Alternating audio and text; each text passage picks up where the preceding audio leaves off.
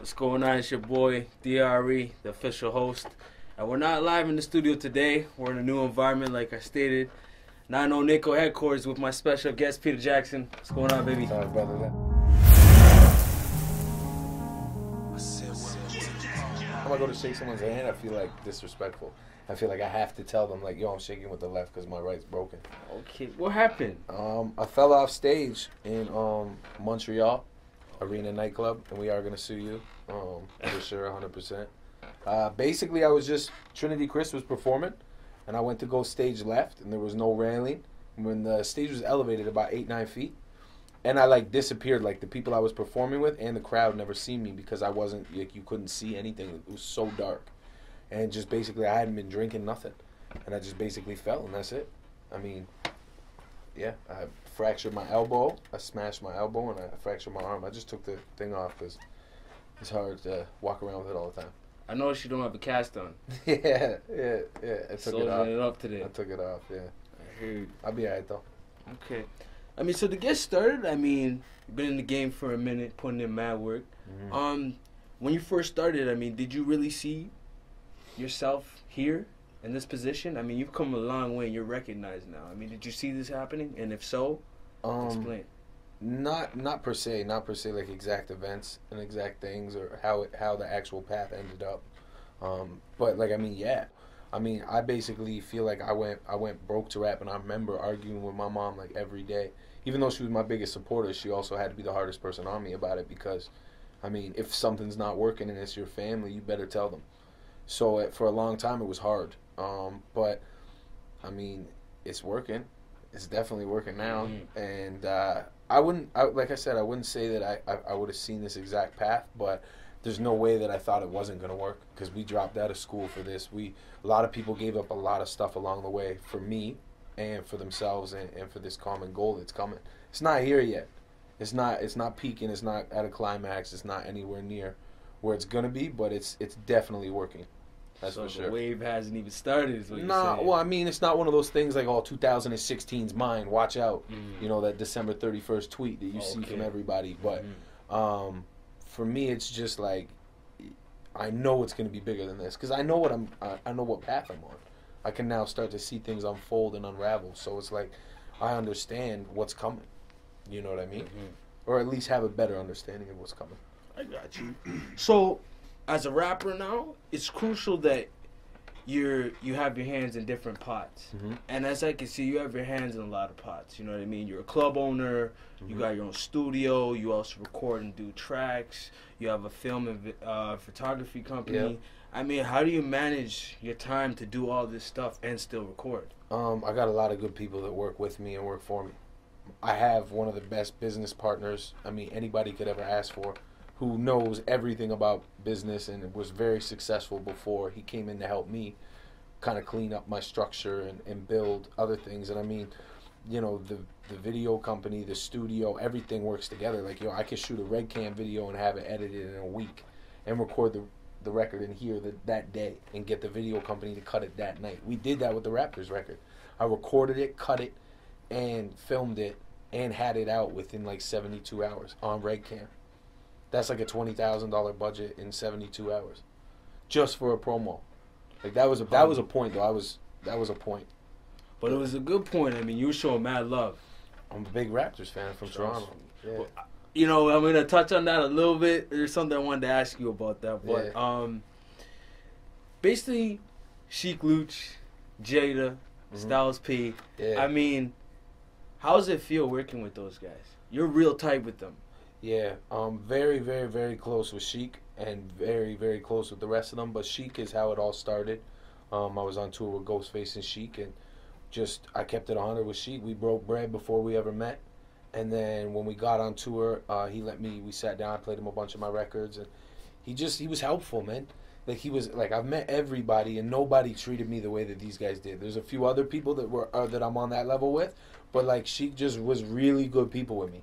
And just that's how like then him and Styles came back, and then he's come back 20 times, and then I brought Jada here, and then me, Jada, Sheik, and Styles just toured together. I've been in Yonkers with them I've shot, I don't know, maybe 5-6 videos now with all of them. I got more videos and records coming out just now with them.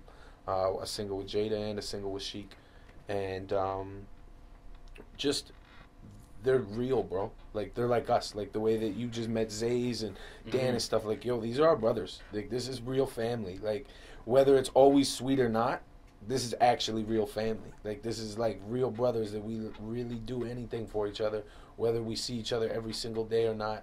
This is real family, and that's why I like them, because no matter what this industry ever did to them, it was always the three of them. And that's ill, because there's no, you probably been let down by 1,000 people. I've been let down by 1,000 people that I thought would never let me down, that I probably would have done anything for. But with those guys, to me, it's just something that I look up to, because the family structure is unbelievable. You know, when I fuck up, trust me, Sheik has put me in my place. Styles has put me in my place. Right. 100%. 100%, because people make mistakes. We're men. We've had arguments. And you know what? At the end of the day, like, if you're brothers and your family and your friends, you should be able to do that. I'm not saying we got into no fights. I ain't never been in no fights. And it's not even something that wasn't more than a conversation. But I'm an artist, and my company is the company that runs their tours and stuff like that here. So it's like, yo, there's going to be disagreements. There's going to be things that arise. And, I mean, yeah, you know, I don't suggest anyone gets into an argument with Styles P. I wouldn't ever argue with Styles. But I'm saying, like, you know, these are really good people, really real people. And it's just, I've been blessed to have the opportunity. But, I mean, you've toured with them. I mean, what's your most memorable moment from D-Block? Being in Yonkers, shooting a video with Sheik for On My Grind, and we were behind their building, and the feds rolled up on us, like real feds, like not like beat cops, like feds. And Sheik was like, yo, get rid of that. Because I had something, and he was like, yo, get rid of that. And I'm like, what? And he's like, yo, it's not Canada, bro. It's not the same thing. Get rid of it. And I'm like, all right, cool, whatever. So I'm looking for it, and I can't find it. But, like, he knew I had something on me, and I'm looking for it. I'm like, yo, where is it? And then, like, literally when they were, like, 20 feet from me, I found it in, like, the tiny zipper in my vest. And I took it and tossed it, and I actually went into a dumpster, and they rolled up on us, and they were like, they respect him. They're like, oh, sorry, we didn't know it was you, King, but they were still hands on the burners, ready, because then when they realized who it was, they respected them, but they knew it was no game with those guys. Okay. They're like, what are you guys doing out here? Because we're just in the middle of Yonkers shooting a video at, like, 11 at night. So it was just like, it was kind of, for me, it was like surreal, because it was like, yo, I'm in Yonkers with D-Block, and like feds just rolled on us. So it's like, it's normal all the time, it happens, but it was just kind of surreal with them, and it's just to see the way that they handle it. Like, they're big to the cops out there. The cops, you have to respect them. And I mean, tour stories and stuff, nobody talk about the road, so I ain't got nothing to say about none of that kind of stuff. So that's my tour story. Okay. You've toured with Joe Buttons, Busta Rhymes, Akon, Snoop. I mean, these are mainstream artists, man. I mean, how'd you link all that? Good business. I had a good manager back in the day that I was with before, and he put me on the game. Like, he taught me so much stuff, and that's probably, you know, a good reason why I am the way I am right now. Why I'm so business orientated and stuff, and I won't take that away from him ever. I never would. And I got good management now. I've got a good team. I've got everything. I've got, you know, the right tools. And, you know, I was getting booked for a lot of stuff, and I just took it farther, and I created opportunities at the same time. Like, I'm the one who brings some of these people. I'm the one who comes up with the idea, like, yo, we should do a French Montana tour. All right, cool, we should do this. Then the company does what they do, and then I go on the tour with them. You know, different things like that. Or Freeway's coming, and other artists, we go on the tour with them. Or Joel Ortiz comes, and Zays was on that tour. So it's like, we're just creating opportunities. It's just a good business. Now, I know you mess with OVO. We ever gonna see a Peter Jackson Drake collab? Oh man, if I get my money up. If I get my money up, I'll get that feature. Yeah, I hope definitely. I love his music. I'm a fan of his stuff. I'm a fan of good music. He does a lot for the city. You know, whether people see it or not, like, you know, all the OVO guys, the reps up and stuff. He's creating a lot of opportunities for a lot of people. So yeah, I mean, 100%. I'd love to work with him down the line. Okay, well, shouts out to P Ren, reps up OVO. You know what it is. So let's talk about Havana. Waka Flocka. I mean, how did you guys? I like the track. I actually like the track. I thought the video was dope too. The video was crazy. Yeah. Surrounding You in the Ferrari. Yeah, I was beating that. I was whipping that. I think it's a Lamborghini. It was a Lamborghini. Was it a Lamborghini? Or was it a Lamborghini? Yeah, my bad. It's the Lamborghini. Yeah, I was whipping that. I was killing it. Took it for a spin. Every second I had a chance. So Waka Flocka, I mean, how did you link up with him, and why did you choose him for that track? The crazy thing is there was someone else on that record before him, and basically the business with the other person wasn't good. Like, it wasn't good business at all. It was just a lot of unknown things were popping up. So I have a really good relationship with the president of Brick Squad. So basically, I played him the record. He liked it, and it was something where I wanted somebody to get on the record, shoot the video, be behind the record. You know, like, I wanted someone to want to be on the record. And basically, he was one of those people. We handled business correctly, and we did it. We went to Miami together. We shot the video in Miami and Havana. You know, the record was recorded before that. And it was good. It was just a good record. What did you feel about the Raptors and the Nets series? Well, I was at Game 5 and 7. I almost killed somebody from Brooklyn in the last minute when Kyle Lowry was shooting those free throws. Somebody yelled, "F you, Kyle Lowry," like, and it was dead silent in the ACC. We were like second row. We were sitting courtside. And it was like the most intense thing ever. And like, I'm a Raptors fan, but like, even me and Zays got into it about when I did the Raptors record, because he is intense. Like, there's so many people that live and die this stuff, and it's like, he said to me, one thing that stuck with me was, yo, when the Raptors lose, like, I have a bad day. Like, that's, you know, like, because it's your team, it's your city.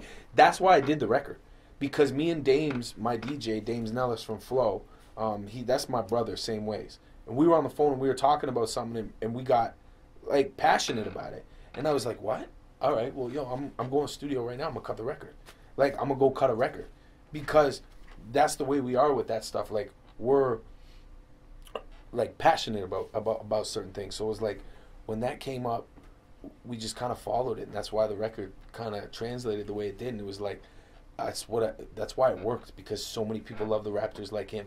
Like, yo, I'm not the biggest Raptors fan in the world. There's way bigger, because I would never stand in Jurassic Park in the middle of the rain and watch the game. Like, I was buying tickets and sitting inside. So the people that were like this for 4 or 5 hours just waiting, I mean, it was heartbreaking, inside, outside, at your house, in your condo, wherever. But I mean, they weren't supposed to do that this year. So when we traded Rudy, or whatever, Rudy Gay or whatever, everything changed. And I mean, so next year is looking good. It's progress. You can't be mad at progress. It sucked that day. I didn't talk to nobody the rest of that day. You didn't talk to nobody? Nah, the car ride home with my business friend, I didn't even talk to me. I didn't even talk to him. We were at the game together. I didn't say nothing to him. I was just mad. But, you know, the record is what it is. It was never supposed to be. This is hard work. This is dedication. This is my release. Body medication. Losing ain't an option. Winning is motivation. Anthem playing the banner raised to the rafters. All you hear is a scream, chants, and laughter. What's next for Peter Jackson? What's album? What's next? I got a single, actually. We're flying in Jordan Young. Is that his name? Yep. Jordan Young, DJ Swivel. He won a Grammy in 2013, a couple last year he got nominated for. He's an engineer. He's coming in to mix my new single called Soulmate. It was produced by DJ Shot T. It's me and Trinity Chris. A lot of music. Like, I'm about to go on tour for a long time. Like, I think about like 90 to 110 dates straight. So I'm going on like my first North American tour with someone. So I just want to record right now.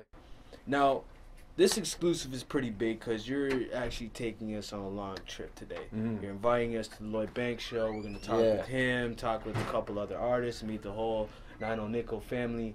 I mean, do you usually do this for people, or is the exclusive just getting special treatment? I've never done this before with another company. My company, I'm shooting something called Since I Was 16 for my new album, where it's like really like it's an in-depth look at what we do, like everything. Like, this is small compared to like what we're doing on a daily basis. There's so much stuff that we're literally doing. Like, from the moment I get up to the moment I go to sleep, if I don't have another obligation, it's business.